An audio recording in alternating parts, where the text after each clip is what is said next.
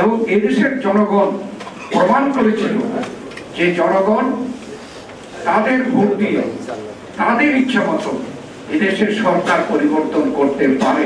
বিশ্ব মানবাধিকার সংস্থা বাংলাদেশ নামে একটি সংগঠনের উদ্যোগে এক আলোচনা সভা। তথ্য ভিডিওচিত্রে সজীব উদ্দিন, ক্যামেরায় ছিলেন পারভিন আক্তার। শনিবার 30 নভেম্বর জাতীয় প্রেস ক্লাবে আব্দুল সালাম হলে বিশ্ব মানবাধিকার সংস্থা বাংলাদেশ নামে একটি সংগঠনের উদ্যোগে এক আলোচনা সভা অনুষ্ঠিত হয়। তো আলোচনা সভায় প্রধান অতিথির বক্তব্যে ডক্টর খন্দকার মোশাররফ হোসেন বলেন, আজকে বাংলাদেশের যেসব ষড়যন্ত্র চলছে এটা খুব স্বাভাবিক। যারা পতিত তারা তো সর্বশেষ চেষ্টা করবে এদেশে একটা বিশৃঙ্খলা সৃষ্টি করে নিজেদের পুনর্জীবিত হতে, কিন্তু এদেশের জনগণ আর এটা হতে দেবে না।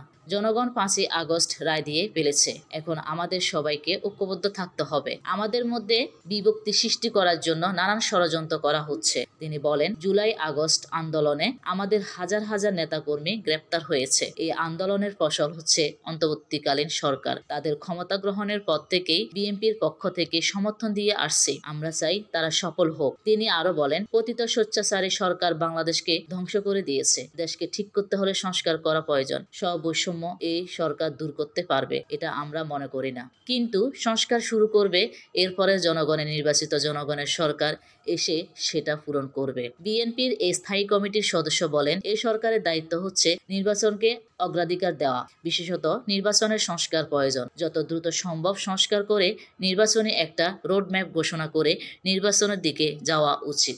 এবং এদেশের জনগণ প্রমাণ করেছিল যে জনগণ তাদের ভোট দিয়ে তাদের ইচ্ছা মতো এদেশের সরকার পরিবর্তন করতে পারে। এই জনগণ কিন্তু প্রমাণ করেছিল 91-তে বিএনপিকে ক্ষমতায় বসি, 96-তে আওয়ামী লীগকে ক্ষমতায় বসি ভোটের মাধ্যমে, এবং 2001-এ আবার বেগম খালেদা জিয়া বিএনপিকে ভোটের মাধ্যমে আবার ক্ষমতায় বসি। এই দেশের জনগণ তো প্রমাণ করেছে এরা গণতন্ত্রের পক্ষে এবং তারা ইচ্ছা করলে সরকার পরিবর্তন করতে পারে। এবং গণতন্ত্রের মূল লক্ষ্যই দুইটা।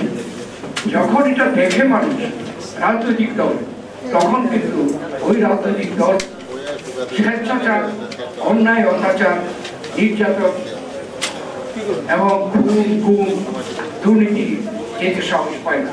কারণ জনগণকে ভয় পায়, মনে করে আর পরবর্তী নির্বাচনে আসলে আর আমাদের সমর্থন থাকবে। সেটাই হচ্ছে নিয়ন্ত্রণ, অর্থনীতির নিয়ন্ত্রণ, আইন শৃঙ্খলা নিয়ন্ত্রণ, কাদের শক্তিতে